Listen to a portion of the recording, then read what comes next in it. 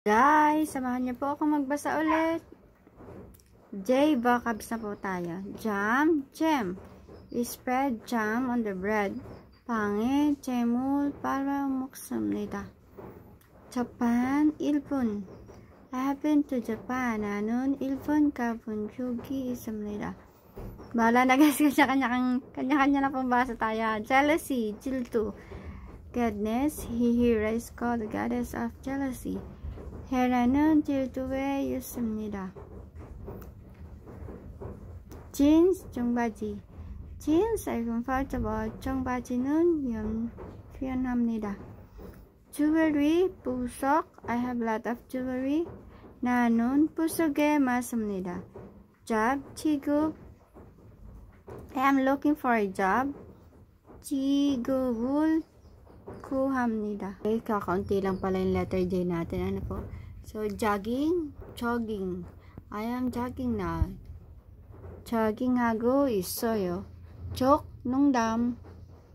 He loves to joke. 그는 농담을 잘합니다. journey, 여행. How's your journey? 여행은 어땠어요? judge, 판사. 판사.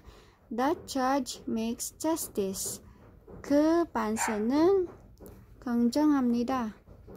Juice, 주스. What kinds of juice? What kinds of juice do you like? 어떤 주스를 좋아하세요? Ayan guys, kukunti lang pala yung ating letter J. Ano po? At least meron tayong nabasa bago matulog. So guys,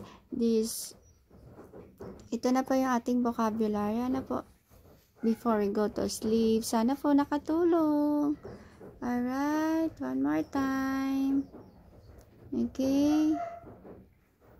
So, it's your turn guys. Kayo naman po magbasa. Okay. So, makakatulong. Alam ko po makakatulong po ito sa mga katulad kong self-study. Ayan. Sa mga self-study po, fighting. Kaya natin to guys. Konting push lang, konting sipag lang po. So, kahit pa paano, meron matandaan tayo kahit isang word, ano po. Okay guys, mag-e-end na po ako. So, tomorrow, next, ano na tayo? Tomorrow, K na tayo, letter K. Ito na yung last natin, letter J. Ano guys? So, good night guys! See you tomorrow. And thank you guys, by the way, for always watching my video. Ayan. Bye guys.